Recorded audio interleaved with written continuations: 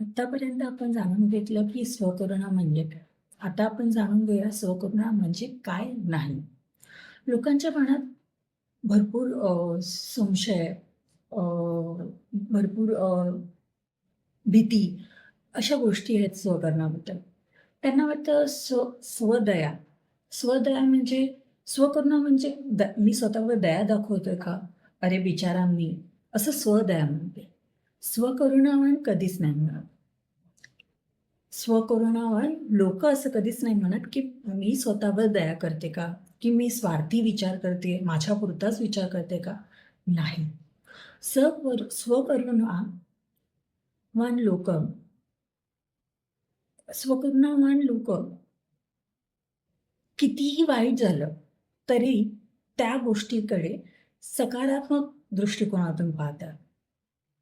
त्या गोष्टीकडे सकारात्मक दृष्टीने पाहतात आणि त्याचं निवारणही कसं करायचं, म्हणजे त्याच्यावरती उपायही काय करायचा, यावरही लक्ष देतं.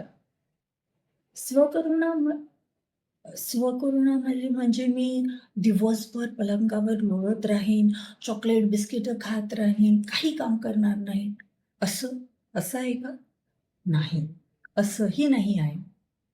स्वकरुणा ही तुम्हाला एक नवीन ऊर्जा देतं.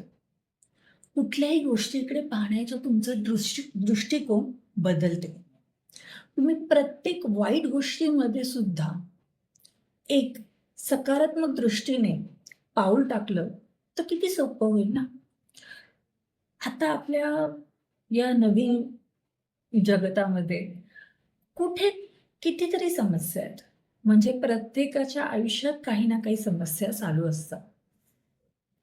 पण मग त्या गोष्टींकडे आपण रडत बसलो, "अरे, मी काय नाही करू शकत, माझंच असं असतं, माझ्याच बाबतीत का?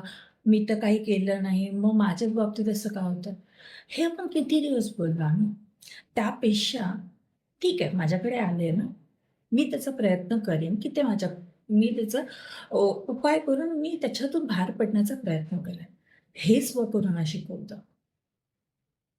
स्वकरुणा आपल्याला नवीन मार्ग दाखवतो. स्वकरुणा म्हणजे आळशीपणा नाही. स्वकरुणा म्हणजे कमजोरी नाही. स्वकरुणा म्हणजे आतली खरी ताकद. नवीन दृष्टी, नव्या गोष्टी, नवीन दृष्टी देणार. कितीही बिकट परिस्थिती असली, तरी त्या गोष्टीकडे पाहण्याचा दृष्टिकोन तुमचा बदलतो. मग गोष्टी सोप्या होऊन लागतात.